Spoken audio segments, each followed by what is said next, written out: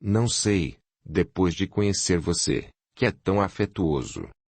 Abraça Mahmoud e Anish com tanta frequência, abraça seus sobrinhos. E durante um ano me abraçou infinitas vezes mais que meu pai. Gostaria que ele fosse como você. Filho do meu coração, ninguém é igual a ninguém. Cada um de nós é um pequeno mundo particular, e é essa diversidade que faz a criação encantadora. Se fôssemos iguais, o que aprenderíamos uns com os outros?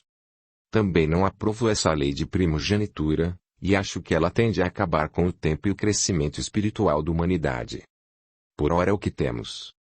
Seu pai e todos os demais são subordinados a uma cultura cristalizada, a costumes seculares, ainda não têm consciência de que cada filho é único, é uma pedra preciosíssima que Allah nos confia para lapidarmos com disciplina, honestidade, e acima de tudo muito amor. Um dia essa pedra deverá voltar para o verdadeiro dono e seremos questionados pelo Criador quanto ao seu brilho.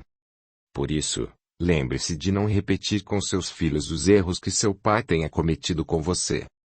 E procure compreendê-lo, pois dá o que tem, mesmo que para você pareça pouco, é tudo o que ele tem. E não se desvalorize perante Simon, porque no coração de Allah, todos os filhos ocupam um espaço igual. Se até hoje a humanidade não compreendeu isso, um dia o fará. Quando será? Quando alcançarmos a reta final do caminho de regresso ao Pai. E isso demora. Depende de cada um. A distância mais curta entre dois pontos é a linha reta, portanto, se escolhermos o caminho reto chegaremos mais rápido. Acredite. Esse caminho é o do amor, do perdão e da fraternidade. E esqueça essa história de primogenitura. Conheci muitos primogênitos nesta guerra, claro que são minoria, mas eles vieram. A propósito, seu amigo de Bolonha também é segundo filho, não é? Sim, por isso perdeu todas as propriedades da família. E hoje possui tantas. Lord Godofredo nasceu em Bolonha sobre o mar, capital de Bolonha. Contudo, possui uma vasta propriedade no condado da Normandia, onde eu vivi por 13 anos e nos tornamos muito amigos, talvez pelo fato de partilharmos a ideia sobre a lei de primogenitura. Nesse ponto o jovem sorriu e disse satírico. É interessante. Acabo de lembrar que sou mais velho que o seu Mahmoud. Khaldun fez o sinal positivo dos Césares e piscou o olho direito. Ambos sorriram e Patrick se atirou nos braços do muçulmano. Abraçado ao afetuoso amigo, fez nova pergunta. Por que não tenho vontade de voltar para minha família? Sinto como se ela estivesse aqui. E está. As famílias são de duas espécies. As do sangue, aquelas com as quais devemos criar compatibilidade, e as do espírito, aquelas com as quais somos totalmente compatíveis. Só é possível criar laços espirituais se estagiamos nos laços de sangue e neles aprendemos a amar, para que finalmente todos os homens se tornem uma única família. Não seria mais fácil convivermos com a família do espírito? Certamente seria, se o objetivo de Allah não fosse o amor entre todos os homens.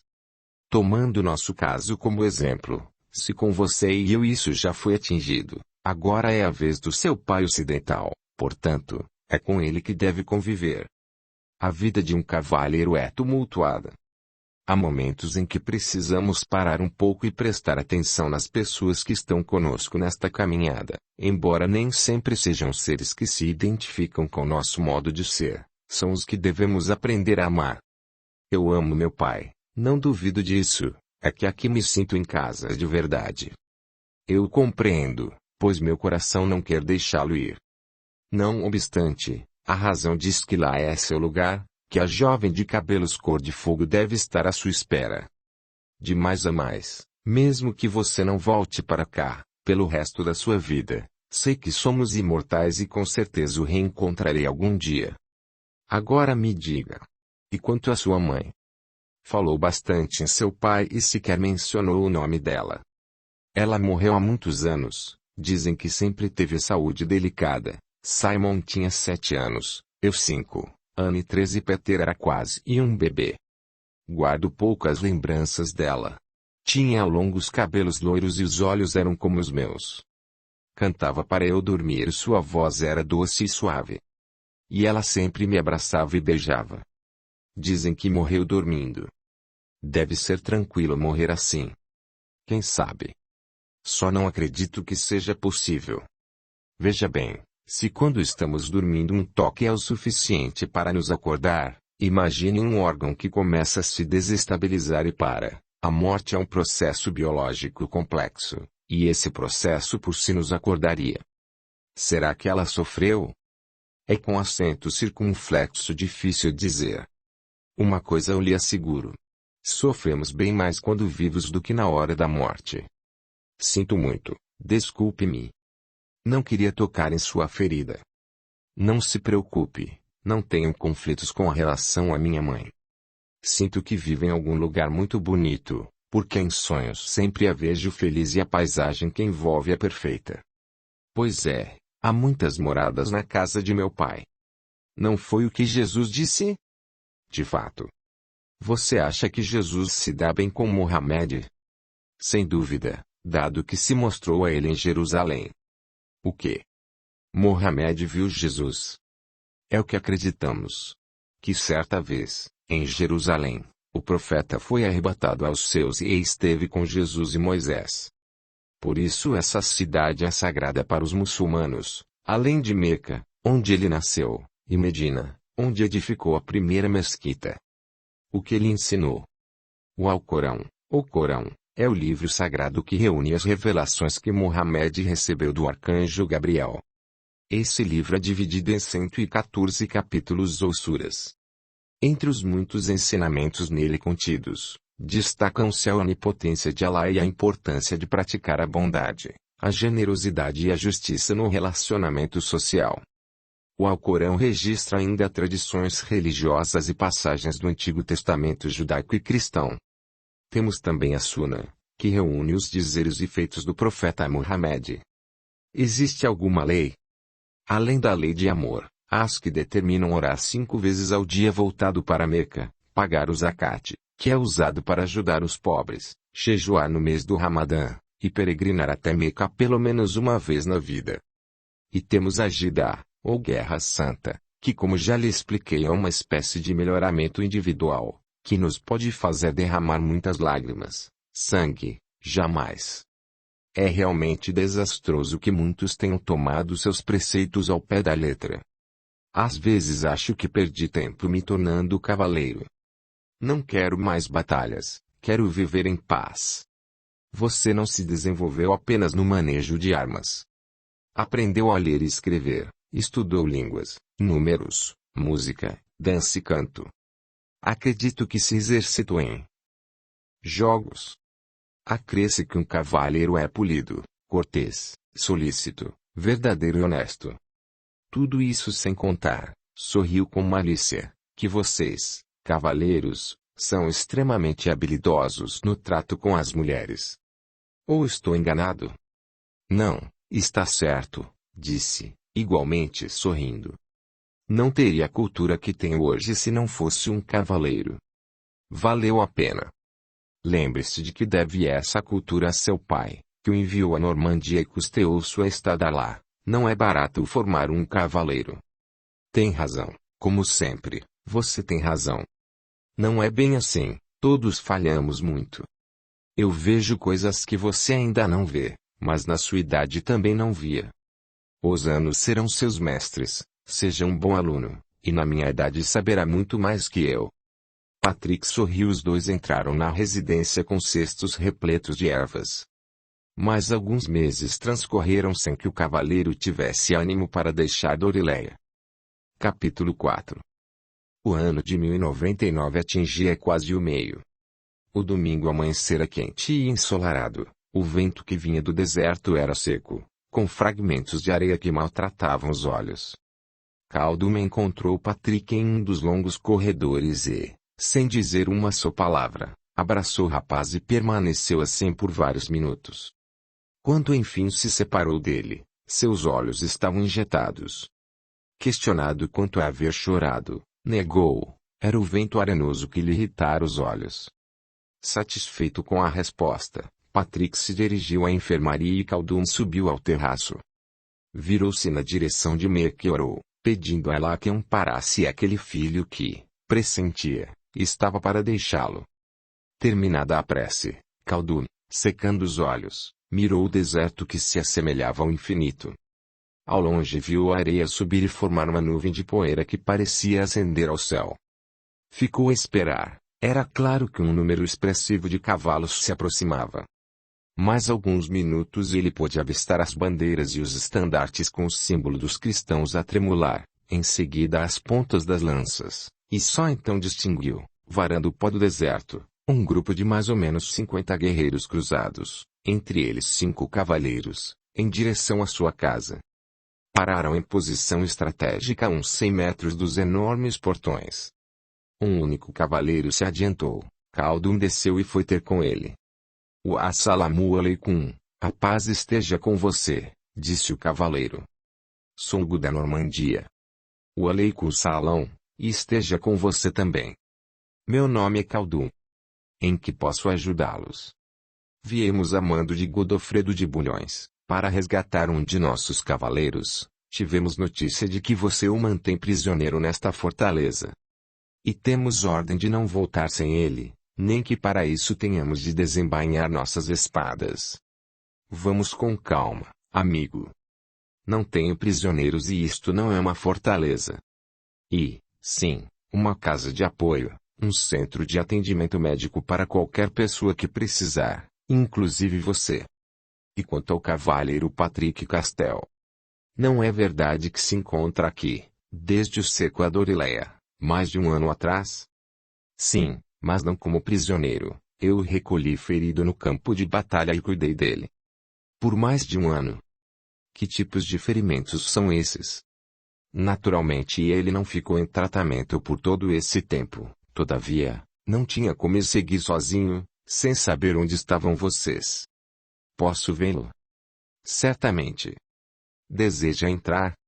Prefiro que o traga até aqui. Como queira. Ele entrou à procura de Patrick, que, avisado da presença de cruzados às portas da residência, já vinha, desnorteado, com o coração aos saltos. Por Deus, Khaldun, eles lhe fizeram mal? O que querem? Calma, filho, não me fizeram mal algum.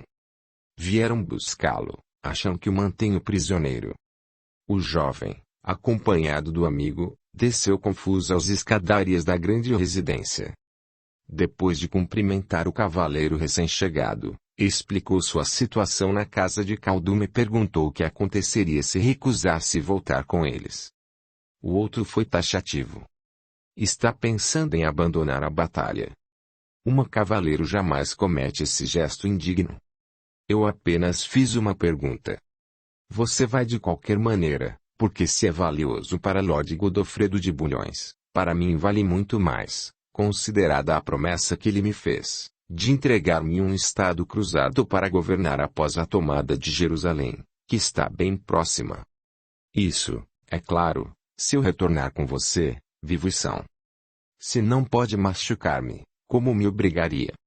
Trago comigo 50 homens, armados até os dentes, que em segundos matariam todos esses muçulmanos hereges, e uma catapulta que poria esta casa no chão, diante de seus olhos. Acho que não é bem o que você gostaria de ver. Percebo que durante o tempo de deserção se afeiçoou a estes mundos, a ponto de quebrar seus juramentos de cavaleiro. Nosso juramento diz que devemos proteger os mais fracos. Há mulheres, crianças e feridos lá dentro. Um cavalheiro não luta com alguém desarmado e fisicamente inferior. Não queira ver. Eu desejo um condado, prefiro ser conde a cavalheiro. Khaldun, penalizado pela expressão angustiada de Patrick, interveio. Dou-lhe seu peso em ouro e pedras preciosas, para deixar que ele decida por si.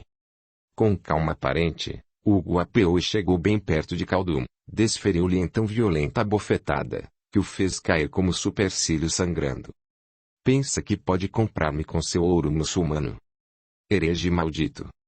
Tomado de cólera superlativa, Patrick se jogou sobre o cavaleiro e o esbofeteou repetidas vezes. Não fosse a intervenção de 2 guerreiros que rapidamente o alcançaram e do próprio Khaldun, ele teria matado o colega de armas. Imobilizado pelos guerreiros, ofegante, esperneava e proferia dezenas de impropérios. Khaldun acercou-se do rapaz e disse amoroso: acalme-se, estou bem. Lembre-se de como agiu seu profeta ao ser preso no Getsemane. Bastardo, berrou para Patrick. Tem sorte de eu precisar de você vivo para ganhar meu condado. Pense duas vezes antes de pôr novamente suas mãos infectas sobre este homem, pois eu não preciso de você vivo para nada. Vamos ter de amarrá-lo. Não, eu vou com vocês. Mande que me soltem. Com um sinal de cabeça, ele deu a ordem aos guerreiros. Tornando para Khaldun, pediu permissão para que o escudeiro de Patrick adentrasse a residência a fim de ajudá-lo a se vestir. O turco consentiu. A um gesto de Hugo, um rapaz loiro de cabelos encaracolados deslocou-se do contingente e se juntou a eles, trazendo todo o aparato do cavaleiro. Patrick sorriu ao vê-lo. Tratava-se de Frederick, um germânico de 19 anos que lhe fora entregue como escudeiro, logo que se sagrara cavaleiro, e por quem tinha muita estima. Era aquele mesmo que odiava a ideia de ser segundo filho. Abraçou seu fiel escudeiro e entraram ao lado de Khaldun. Era incrível a quantidade de peças que compunham seu uniforme. Primeiro uma espécie de malha, que se colava em todo o corpo e protegia a pele do atrito com o metal, depois uma calça extremamente justa, para então serem colocados um colete metálico, proteção de aço nas coxas e nos braços e um tipo de túnica aberta na frente. Esta, de comprimento até os joelhos, a esquerda era de tom palha com a cruz vermelha sobreposta e à direita as cores se invertiam.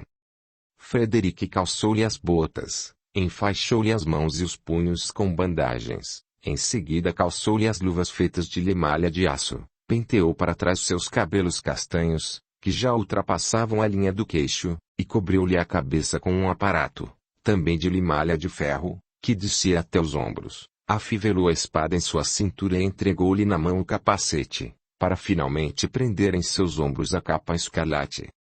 Durante esse tempo, os três homens estiveram em completo silêncio, somente lágrimas escorriam pelo rosto do jovem cavaleiro. Vendo seu superior pronto, o escudeiro ameaçou fazer a reverência. Foi impedido por ele, que imitando a atitude do mestre disse: já não é mais escudeiro, agora você é meu amigo. Depois disso, beijou o rosto do rapaz e voltou-se para Khaldun. Abraçou o pai do coração e chorou alto como uma criança. Não, cavaleiro, ainda não é hora de adeus. Vá, e aproveite a retomada de Jerusalém para trabalhar para Alá. O santo sepulcro é só pedra, seu profeta não se encontra mais lá. A memória dele, tal qual a do meu, está no coração de cada um e não em meio a edificações. Muitas batalhas já foram travadas por esse amontoado de pedras e muitas o serão. O chão de Jerusalém será pintado de sangue pelos séculos vindouros, até que todos descubram de quem é ela. Não pertence aos cristãos, judeus ou muçulmanos, e ao mesmo tempo pertence a todos eles. Após essa afirmação, tirou do pescoço o adereço que confeccionara, reunindo diferentes símbolos religiosos, e o transferiu a Patrick, com cuidado de ocultá-lo por baixo da túnica. Não diga adeus agora. Ainda não. Cumpra a sua missão, e que Alá o proteja com seus anjos. Vou, mesmo contra a vontade, mas Jesus há de ajudar-me, eu voltarei. Estou certo disso. Até breve, meu primogênito, até breve. Não gostaria de ir vê-lo partir, seria doloroso para nós dois. Importa-se se eu permanecer aqui, em seus aposentos. Ele negou com um gesto, incapaz de falar. Sentia-se estrangulado pelo pranto que a custo tentava conter. Abraçou-o mais uma vez e dirigiu-se para a porta. Sem olhar para trás e seguido pelo escudeiro, tomou o corredor que o levaria para a saída. Quando ouviu seu nome chamado por voz feminina, virou-se e viu Anish correndo em seu encalço. Patrick ia partir sem dizer adeus. Não me despedi de ninguém, porque ainda não estou indo embora. Vou até Jerusalém e, se não morrer, regressarei. E se você não teve coragem de terminar? Se eu morrer, estarei aqui, com certeza. Emocionado, segurou-a pelos ombros e beijou-lhe a cabeça coberta pelo véu. À saída, majestoso corcel negro esperava por ele selado.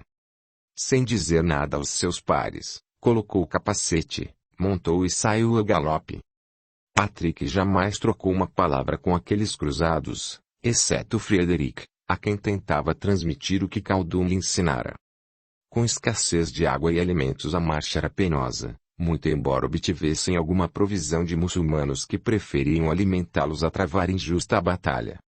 Passaram por Beirute, Tiro e Jaffa, sempre colhendo informações sobre o exército de Godofredo de Bulhões, até que no começo de junho de 1099 o alcançaram em Ranulá.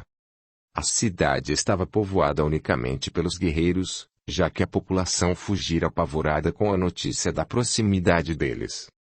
Hugo, respeitosamente, acercou-se do então mais popular líder de tropas e, antes que falasse qualquer coisa, Godofredo passou por ele como se não o notasse e foi ao encontro do pupilo que imaginava perdido. Louvado seja nosso Senhor Jesus Cristo! Meu cavaleiro está vivo e forte. Senti sua falta. Não seria de meu agrado chegar a Jerusalém sem você. O rapaz saudou o líder com reverências militares. Estarei ao seu lado para retomar a cidade, e em seguida quero voltar para o ocidente. Ser-me-á permitido. Certamente. Também pretendo voltar para casa, logo que possível. Sinto que minha missão está quase terminada. Já enviei Gastão IV de Bern, e Tancredo de Alteville, para conquistarem Belém, estando de posse das cidades onde nasceu e morreu o Senhor, darei por encerrada minha empreitada. Os dois cavaleiros apertaram-se as mãos. Venha comigo, Patrick, tem um pouco de Clasterbier. Gostaria? Clasterbier? Está brincando com um pobre cavaleiro que até se esquecera da existência de tão precioso líquido. Venho de uma casa em que não se pode nem falar de tal coisa. Muçulmanos idiotas, não sabem o que é bom. Às vezes fico pensando. Quem na realidade não sabe o que é bom? Que é isso, cavaleiro? Defendendo os inimigos. Aqueles não são meus inimigos. E, de qualquer forma, essa contenda já se prolonga demais. Afinal, a quem pertence a chamada Terra Santa? Acha que é os muçulmanos? Não, eu acho que não pertence a ninguém. E ao mesmo tempo é de todos. Você começa a filosofar. Vamos tomar nosso precioso líquido e, por enquanto, esquecer a guerra. Patrick, naquele instante, percebeu que Godofredo estava longe de entender raciocínio tão profundo e que, como dizia Khaldun, não podemos violentar consciências, cada um tem o seu momento. Depois de um consumo considerável de cerveja, tanto o tutor como o tutelado, meio tontos, procuraram seguir. O jovem, fragilizado pelo efeito da bebida, pôs-se a chorar. Lembrava-se de Khaldun, de sua família e da bela jovem de cabelos cor de fogo. Sentia dores de cabeça e enjoo. No fundo, sabia que uma de suas maiores dificuldades estava naquilo a que chamava precioso líquido e que precisaria de muitas vidas para trabalhar isso. No dia 7 de junho de 1099, os cruzados chegaram às portas de Jerusalém e armaram seu acampamento do lado de fora das muralhas da cidade. Estavam desprovidos do necessário e reduzidos a cerca de 1.500 cavaleiros e 18.000 soldados. Não sabiam exatamente como agir, quando um padre de nome Pedro Desidério os convocou-os para uma solução de fé, contou que tivera a visão de um anjo e, declarando reproduzir suas instruções, assim se pronunciou. Irmãos, devemos jejuar e sem nenhum alimento no estômago, nem água, marchar, desprovidos de calçados, em torno dessas muralhas, a exemplo do que aconteceu a Josué no cerco de Jericó. Elas cairão em 9 dias e poderemos tomar a cidade como ele fez. Portanto, no dia 8 de junho, quase 30.000 homens, descalços e famintos, realizaram procissão em torno da cidade, seguindo enorme cruz e portando bandeiras e estandartes, oravam e entoavam cânticos a Jesus, pedindo que as muralhas que se rompessem por milagre. Patrick caminhava ao lado de Godofredo de Bulhões e questionava num sussurro. Acha mesmo que este ato pode derrubar muralhas? Não faço a menor ideia. Vamos fazer como o padre sugeriu. Se não caírem as muralhas, pelo menos alguns pecados nos serão perdoados depois de tanto sacrifício. Terminada a procissão, os cruzados estavam exaustos, com os pés machucados e os trajes empapados de suor. Patrick deitou-se no chão, recostou a cabeça no braço e ficou observando o pôr do sol, cujos raios pareciam gigantescos tentáculos a se debater, como se não quisessem recolher-se por trás das dunas. Encantado com o espetáculo do astro-rei, o cavaleiro adormeceu. Viu-se em uma construção de estilo greco-romano, cujo brilho era tão intenso como o da cena exuberante que acabara de presenciar. Percorreu o vasto jardim e atingiu a escada de material branco que lembrava o mármore. Grande porta se abriu sem que ele batesse e pôde, desse modo, vislumbrar amplo salão lotado de pessoas postadas uma junto à outra, de ambos os lados, formando um corredor para recepcioná-lo. Ao caminhar entre as duas mas, viu à sua frente um homem de barbas e cabelos longos e prateados. Uma vez diante do ancião, foi tomado por indizível sentimento de paz e veneração. Sem ação, não tendo a menor ideia de como se comportar diante de figura tão respeitável, curvou-se submisso.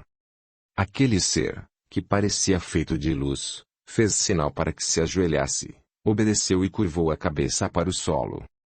O nobre senhor tomou uma espada, tocou a nuca do cavaleiro e proferiu as seguintes frases: cultive sempre o amor incondicional a todas as criaturas.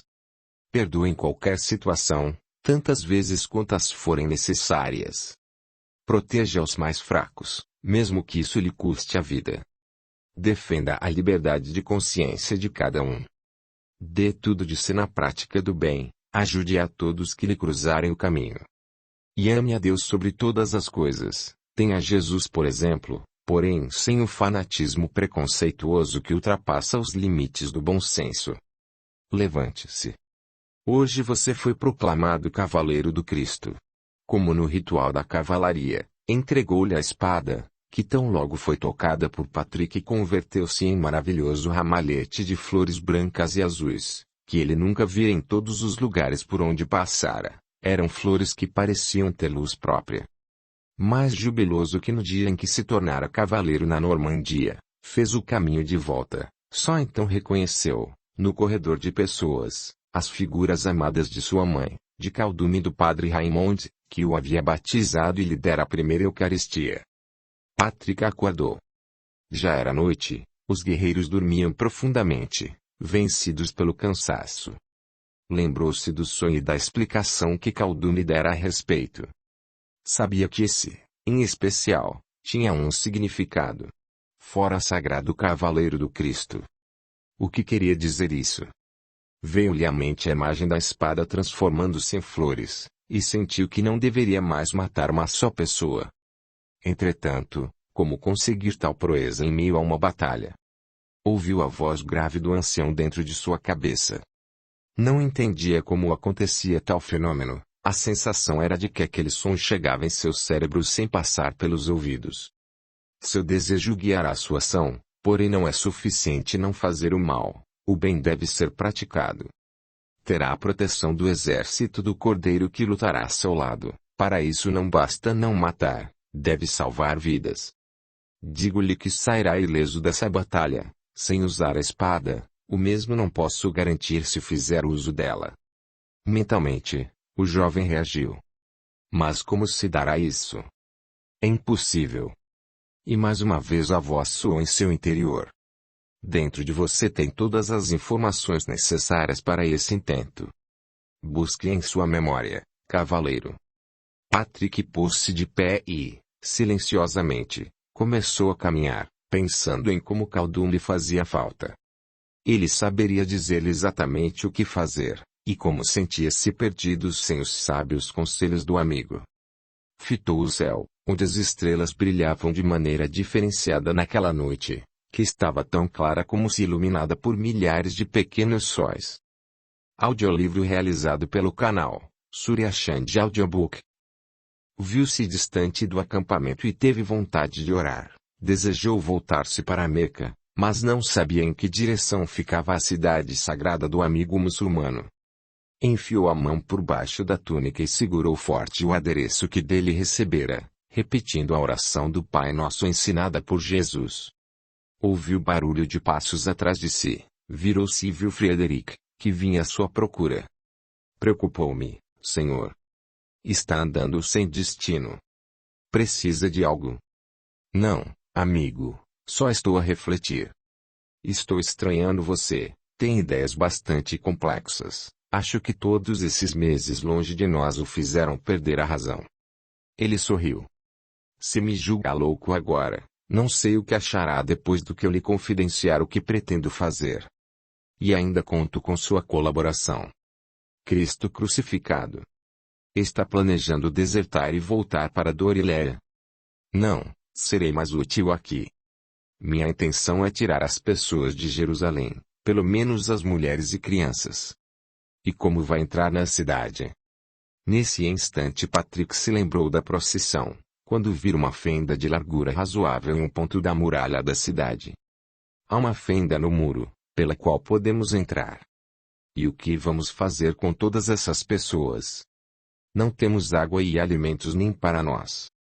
Ramla está totalmente desabitada.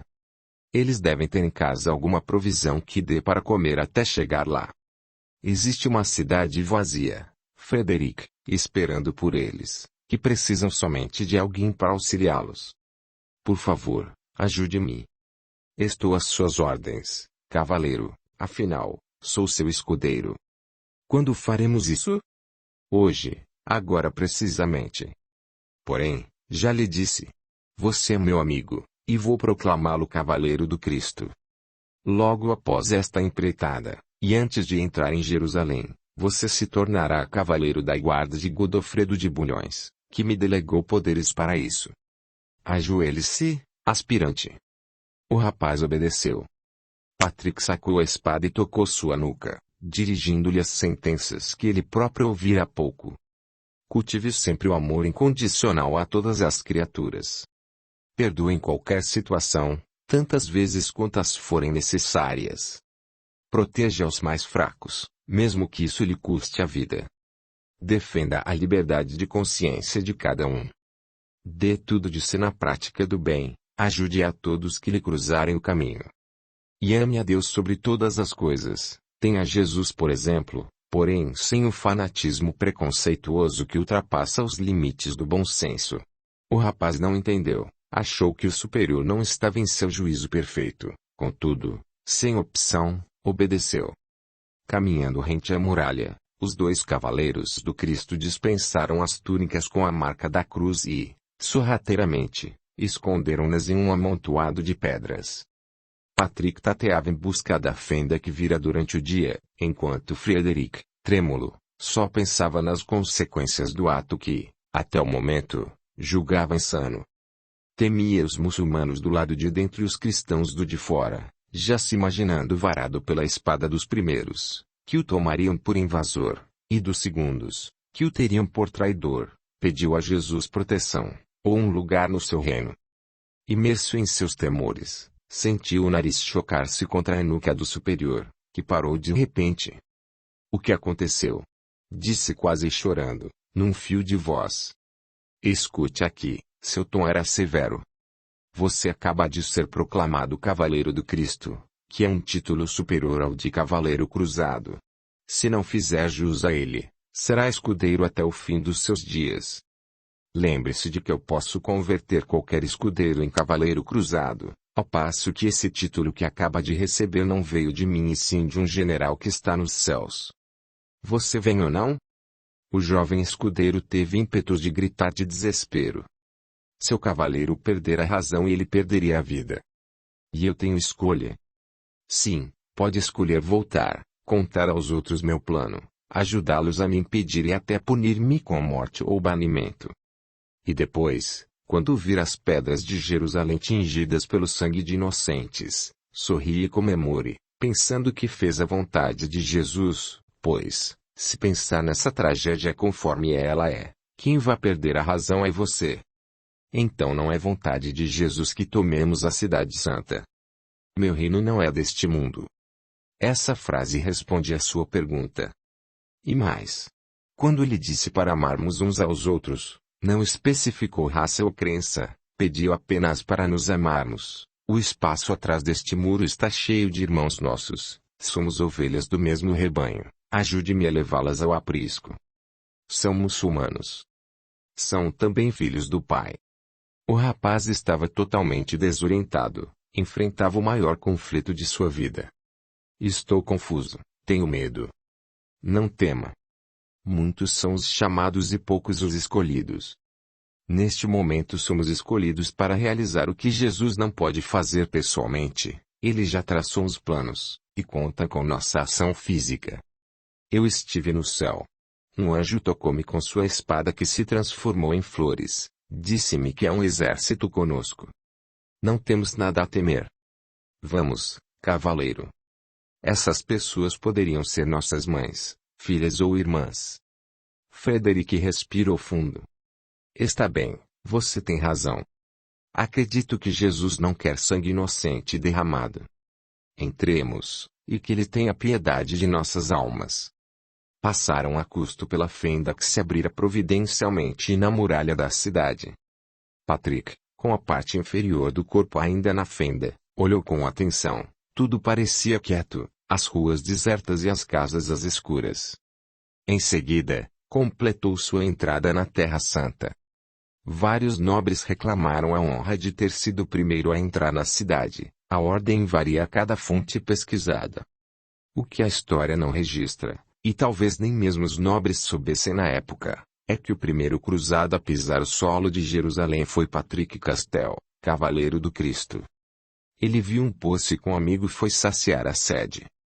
Quando tomavam prazerosamente a linfa cristalina e molhavam os cabelos, ensebados de suor e poeira, um grupo de 4 homens armados de espadas aproximou-se pela retaguarda. 2 deles encostaram as espadas sobre as jugulares dos cristãos, enquanto os outros se punham em frente a eles.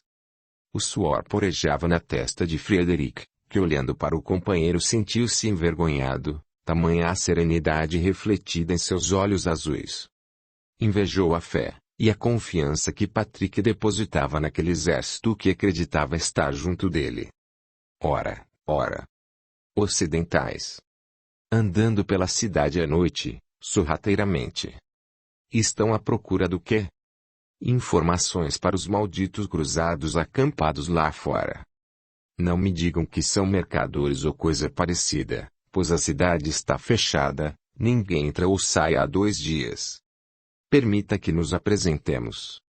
Sou Patrick Castell, cavaleiro cruzado, e este é Frederick, meu escudeiro. Frederick ficou boquiaberto, levou a mão à testa e pensou. Insano. Esse homem é louco, e eu mais ainda por acompanhá-lo.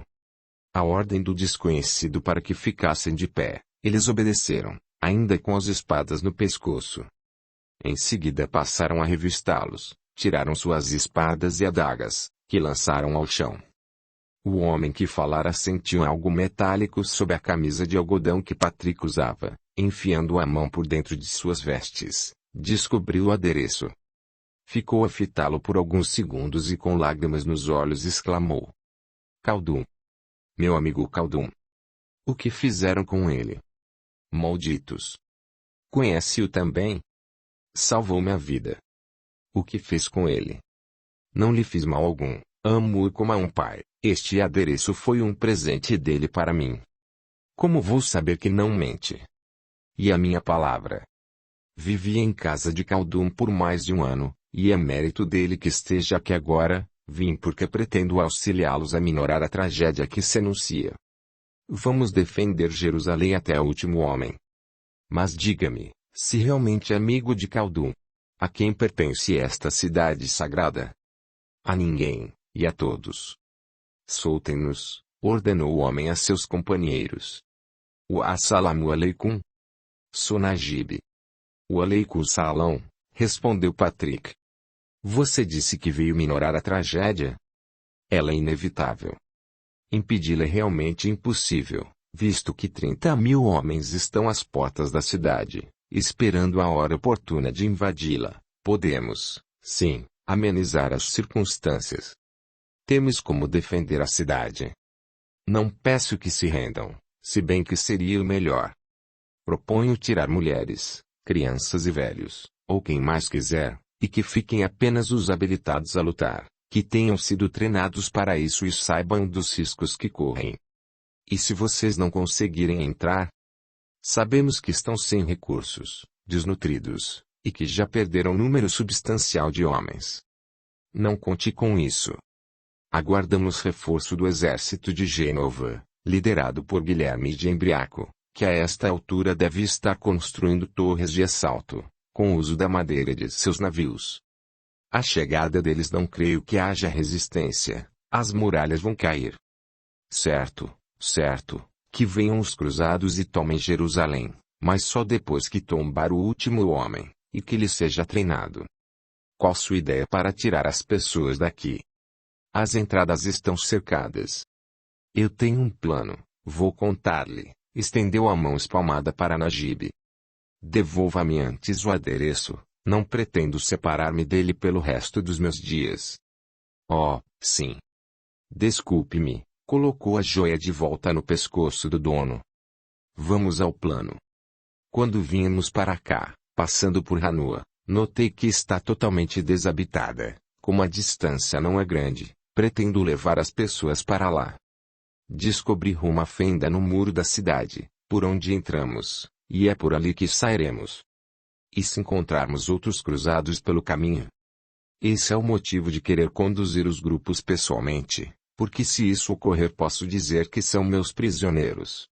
Sou um cavaleiro respeitado, não irão questionar uma ordem minha.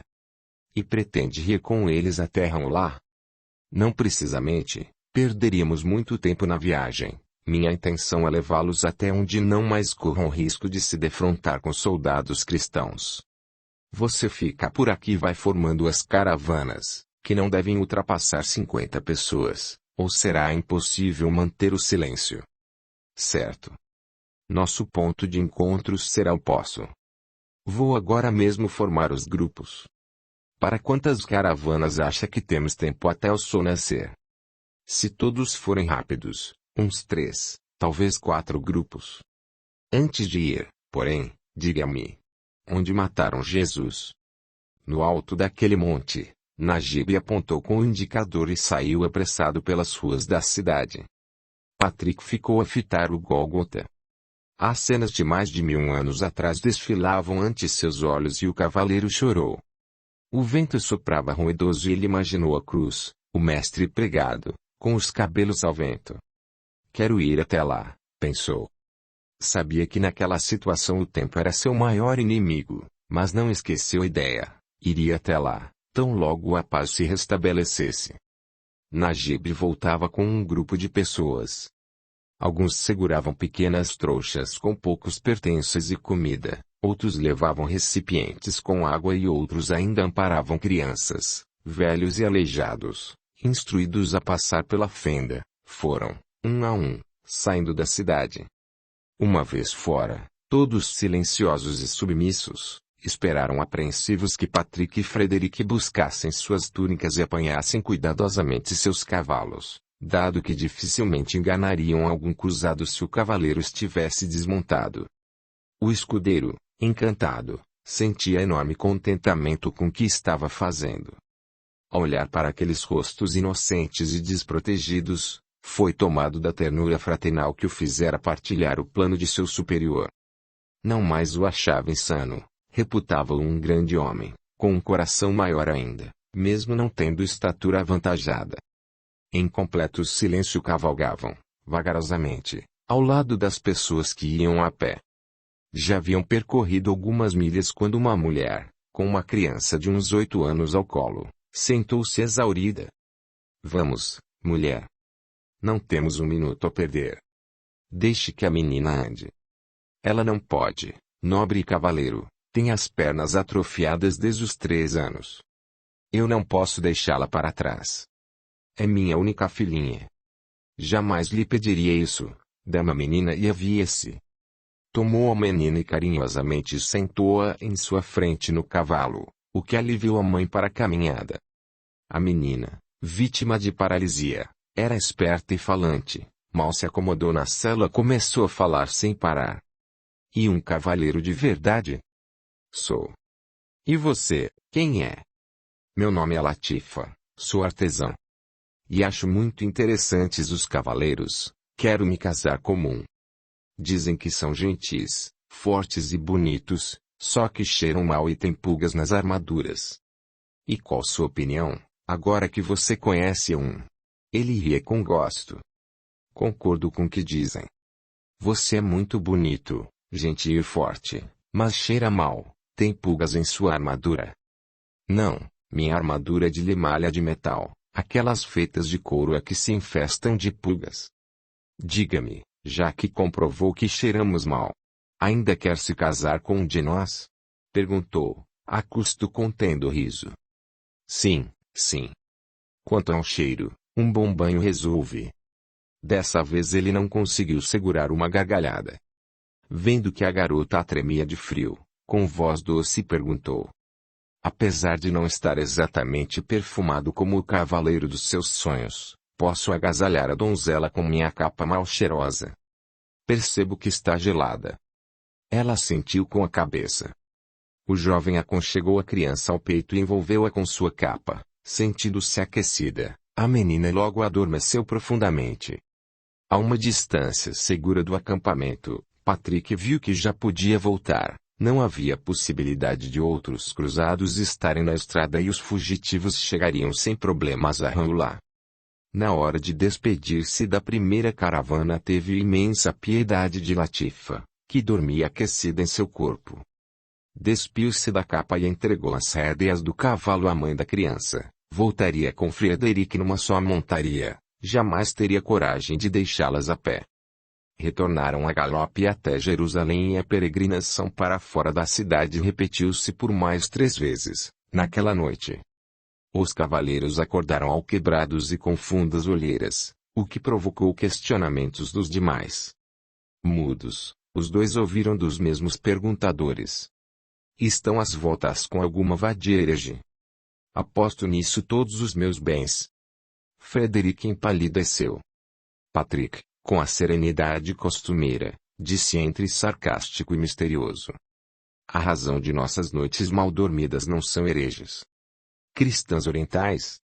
Talvez. E elas não têm irmãs, primas ou amigas? Não. Egoístas. Sabem há quanto tempo não toco uma mulher? Não. E vai ficar bem mais, pois cheira mal, sorriu, lembrando-se da pequena Latifa. Está a brincar. Por acaso nunca sentiu seu próprio cheiro? Esqueceu um detalhe relevante. Nós somos mais bonitos, possuímos bons dentes e temos olhos azuis. Eles riram juntos e o assunto, para alívio de Frederic, foi encerrado. Durante as noites seguintes a operação se repetiu.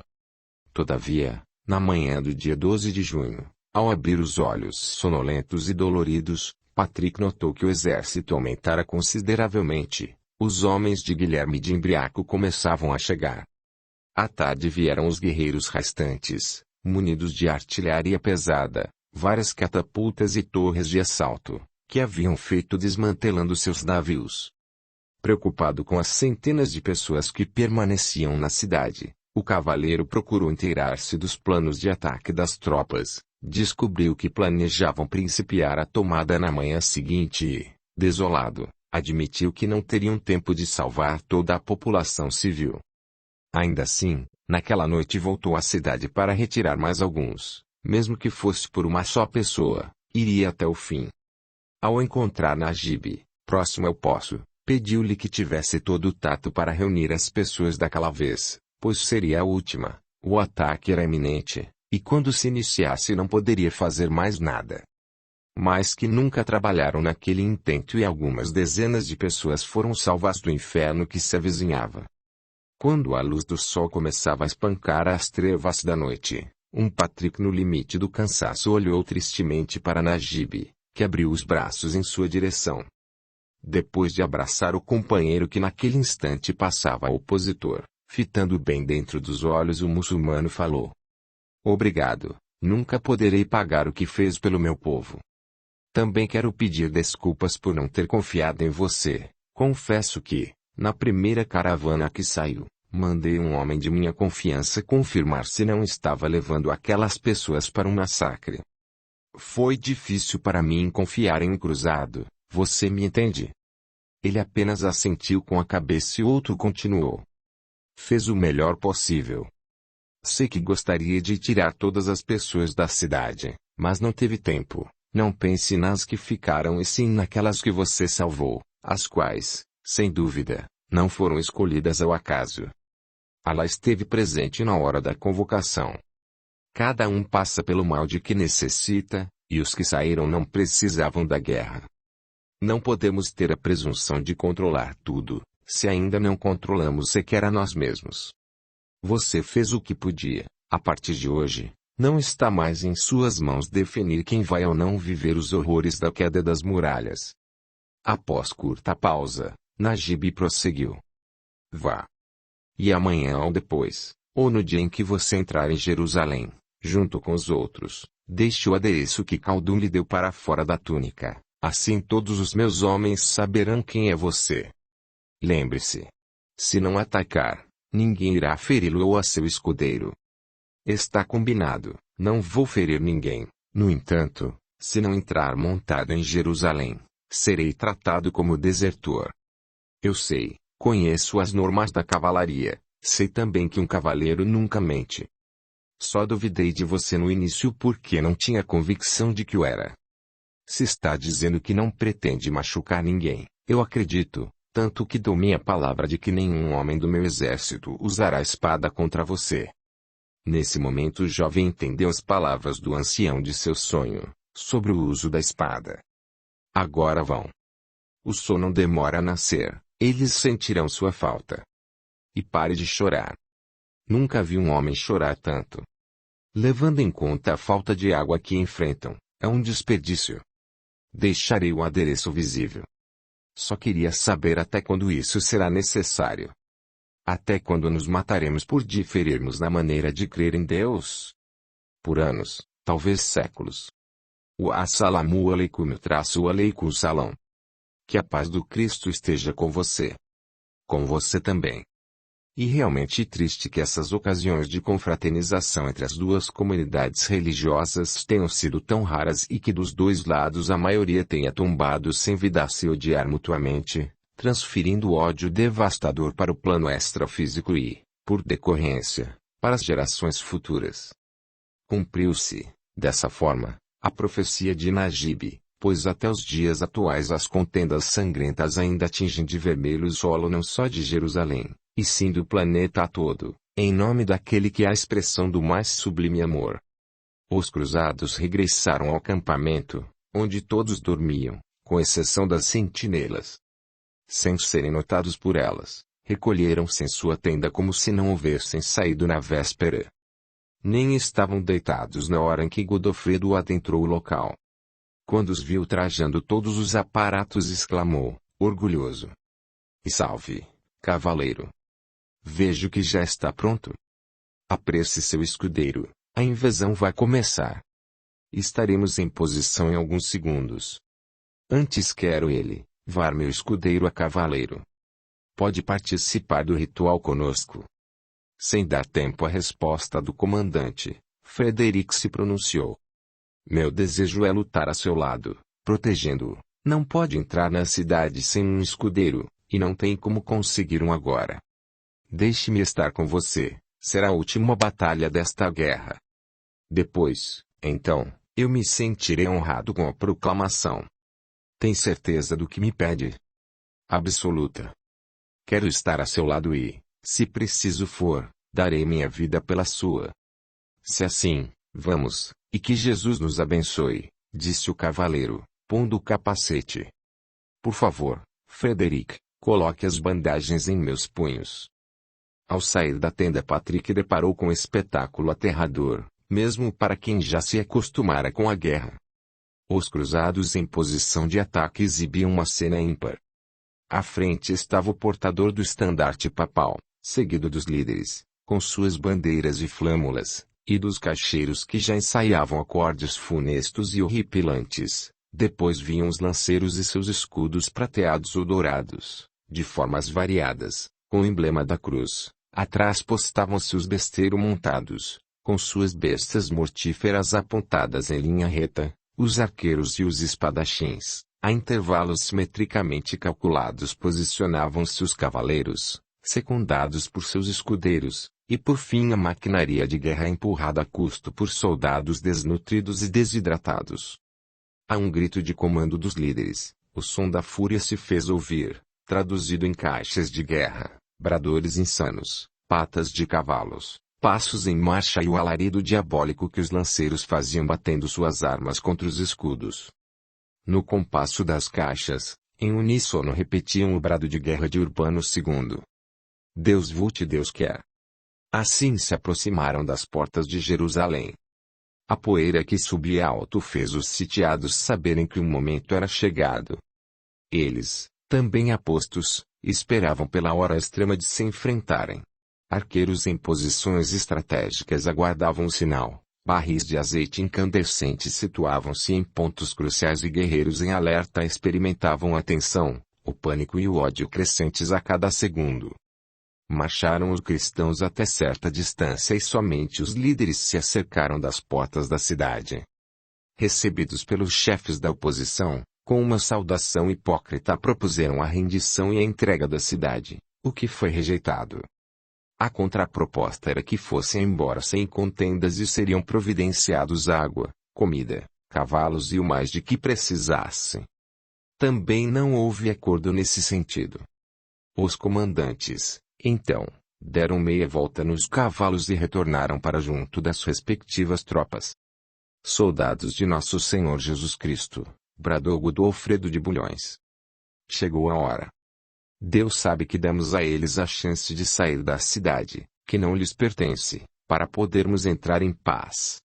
Como se negam a sair, é a nossa hora de defender o maior patrimônio do cristianismo, o Santo Sepulcro.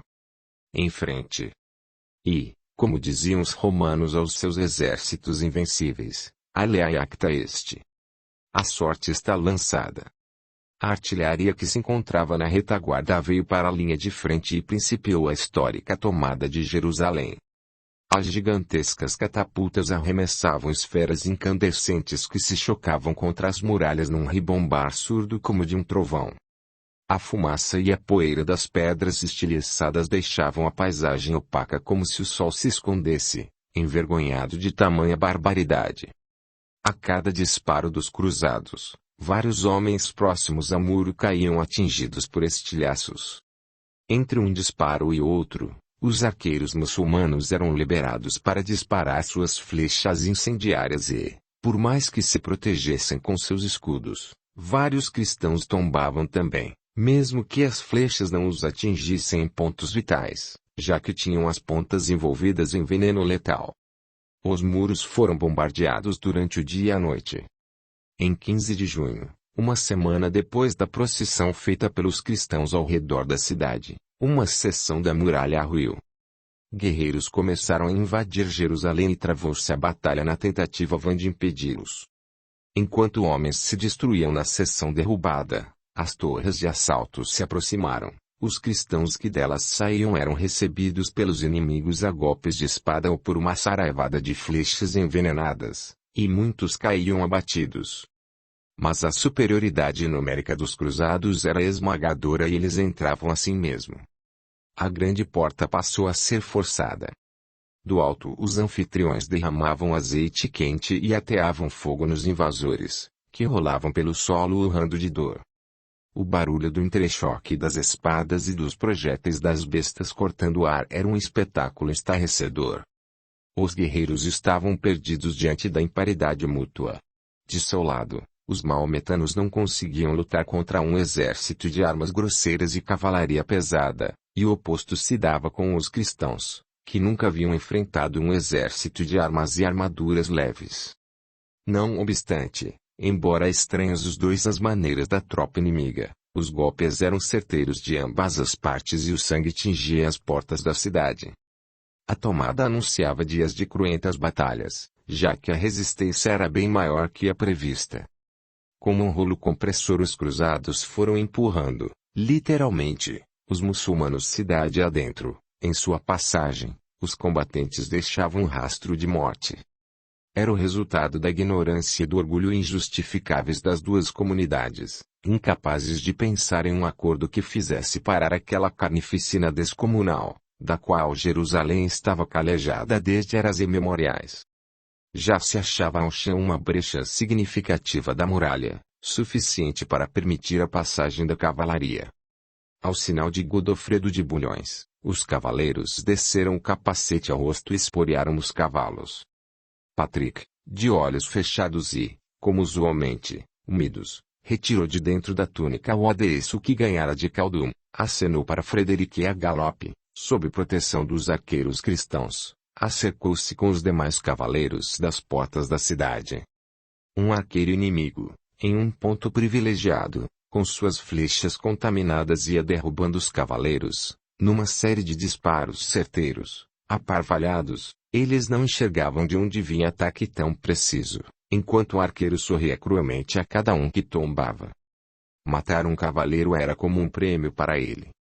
Com o sorriso maldoso no rosto, tomou mais uma flecha e apontou para as costas de Patrick. O sol, nesse instante, fez brilhar a ponta da arma e Frederic gritou para alertá-lo. Como as normas da cavalaria ditavam que era desonroso um cavaleiro matar alguém à distância, eles não portavam arco e flecha ou lança.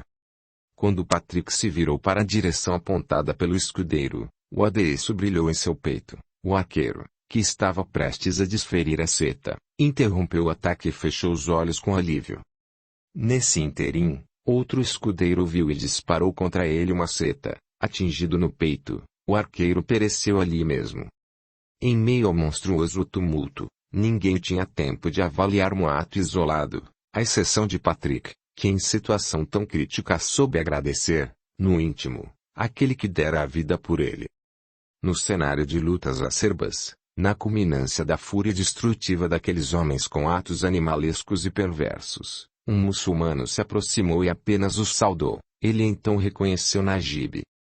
Isso durou apenas uma fração de segundo, pois o outro já se misturara em novos embates. O dia 15 de junho foi de batalhas contínuas e devastadoras. Ninguém dormiu e a população civil sofreu os efeitos da barbárie da guerra. Pessoas eram trucidadas independentemente de idade, sexo ou religiosidade. Até os próprios cristãos orientais morriam na ponta das armas dos cruzados, que pareciam ensandecidos como em nenhum outro momento da guerra, que já durava quase 3 anos. Na manhã do dia 16, a revolta dominava Patrick, que procurou por Godofredo de Bulhões e num discurso eloquente, emocionado e inconformado intercedeu pelos moradores da cidade. Indignado, declarou não participar de tal covardia, o que era absoluta verdade. Junto ao protegido, o líder recorreu a Raimundo de Toulouse e Tancredo de Alteville para o auxiliarem a deter o massacre que não se justificava. O instinto sanguinário daquelas almas era tão destruidor que os esforços dos nobres só lograram minimizar o ataque quando o sol já ia ao meio do céu, o que quer dizer que de modo geral suas tentativas falharam. Ainda assim, só Deus sabe o que teria acontecido sem a intervenção deles. Ao se acalmarem os ânimos, os próprios vencedores ficaram atônitos de horror e culpa em face do quadro que se apresentava. Mais de 25.000 corpos espalhados pelas ruas, o sangue correndo como água. Nas escadarias dos templos se podia divisar o risco vermelho que descia os degraus, inclusive crianças, mulheres, velhos e até cães de estimação dizimados pelo chão. Uma cena, porém, fez Patrick e Godofredo taparem o rosto com a mão. Um corpo de mulher julgado na porta do templo, com ferimento enorme no abdômen, tinha a seu lado um feto de aproximadamente 6 meses de gestação, ainda envolvido na placenta e preso à mãe pelo cordão umbilical. Frederic perdeu os sentidos. Godofredo pensou que ia vomitar frente à terrível imagem. Quanto a Patrick, foi tomado de angústia e desejou estar fora daquela guerra, daquela cidade que longe estava de ser santa. Ali morrera o Cristo, ali haviam perecido inumeráveis inocentes, Ali morrera até quem ainda não nascera. Os homens se separaram. Godofredo foi ter com os outros líderes. Frederic buscou algum repouso e Patrick subiu o Gólgota. Do alto do monte olhava desconsolado para a cidade. Sentia-se mal por estar participando de episódio tão sangrento. Tinha vergonha dos seres humanos presentes na terra e de todos que ainda viriam e, com certeza, tomariam conhecimento do fato. Talvez a humanidade não lhe desse a atenção merecida e continuasse a disputa religiosa ao longo dos séculos. Naquele momento ele não sabia.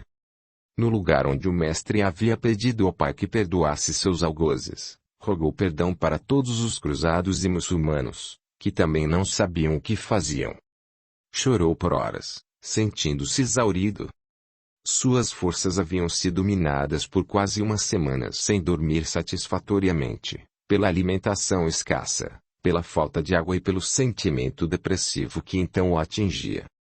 Deitou-se no solo e, numa tentativa inconsciente de se ausentar do mundo, encolheu-se devagar até assumir a posição fetal. Assim permaneceu por muito tempo, alheio à tarefa dos outros, que retiravam os cadáveres em carroças que saíam abarrotadas de destroços humanos, deixando nas ruelas mais um rastro de sangue. O sol começava a render-se à noite quando ele enfim saiu daquela postura. De pé, abriu os braços em forma de cruz, orou em silêncio e não se moveu até os braços doerem. Jesus, eu não quero voltar aqui, não quero pisar este solo nunca mais. Esta cidade é triste, suas colinas são deprimentes, tudo aqui é desolador. Ajude-me a não ter de vir nunca mais a este local marcado pelo sangue de tantas gerações. Desceu pelo caminho que um dia o Senhor fizera com o madeiro aos ombros. Ao chegar à cidade, avistou Frederic sentado à beira do poço onde eles se encontravam com Najib. Foi para perto do rapaz e indagou. Como se sente? Péssimo, desencantado com o cristianismo. Frederic. Não é a culpa do cristianismo, e sim dos homens que não compreendem. Não faz diferença, amigo, não quero mais ser cristão. Nem pagão. Não quero seguir nenhuma crença, isso nos deixa doentes. Pois não siga nenhuma crença, siga apenas Jesus. Não quero saber de Jesus, não quero mais nada, a não ser voltar para casa. Está acabando, bom amigo. Já está acabando. Capítulo 5. Depois de tomada a cidade, era imperioso estabelecer um governo, embora batalhas isoladas ainda fossem travadas devido à resistência de alguns sobreviventes maometanos. Por causa desses pequenos conflitos, a cavalaria foi convocada para patrulhar as ruas e procurar pelo foco da resistência, o que atrasou ainda mais o regresso dos cavaleiros à Europa. Era essa a situação da cidade quando se realizou, aos 22 de julho, um concílio na Igreja do Santo Sepulcro, no qual foi decidido que Raimundo IV de Toulouse deveria ser o rei de Jerusalém. Ele recusou, alegando provar com tal gesto sua piedade para com o povo massacrado.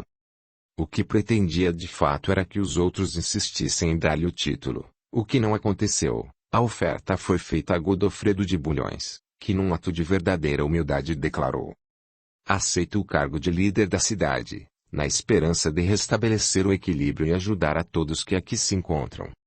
Contudo, o cargo de rei de Jerusalém não me pode ser atribuído, visto que a Jesus ele pertence. Não posso ser coroado com ouro no mesmo local onde o mestre usou uma coroa de espinhos. Ficou, portanto, definido que ele teria o título não de rei, e sim de protetor do Santo Sepulcro. Raimundo IV de Toulouse, corroído de ciúme e despeito, deixou a cidade com seu exército e acabou cercando Trípoli. Surgiram então 4 unidades políticas ou estados cruzados, que ficaram conhecidas como ultramar e que seriam, a partir do norte, o Condado de Edessa, o Principado de Antioquia, o Condado de Trípoli e o Reino de Jerusalém, que ainda estava em conflito. O dia 13 de agosto amanheceu confuso. Alguns maometanos haviam atacado a Igreja do Santo Sepulcro, deixando os cristãos com os ânimos alterados. Um dos militares presos, custodiado por Roberto II de Flandres, relatou sob tortura onde se encontrava o foco da resistência. O exército desse líder e o de Godofredo de Bulhões, em um ataque preciso, deram por encerradas as atividades da primeira cruzada, vencendo nesse dia a última batalha.